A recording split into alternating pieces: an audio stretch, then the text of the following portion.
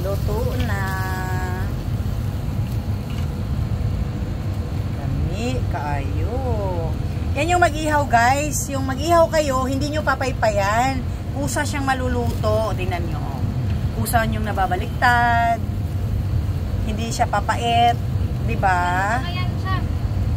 Oh, pwede na na. Luto na yan. Kaya mga una, kay gigusla na.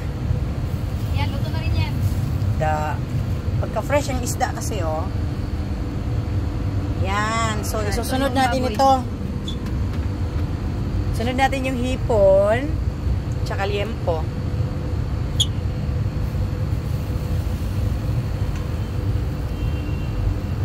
Para-paraan, guys. Paano makaihaw? Siyempre, akyat ka dito sa taas. Sa tuktok ng building. Kasi nga, di ba, bawal mag-ihaw dito sa mga building. Bawal yan. May rules and regulation. So, ang option is sa dagat at terrace or rooftop. Natikman ko kasi sa kanya yung hipon na sinugba nung nagdagat kami. Ay, nag-ano tayo bunso? Camping, no?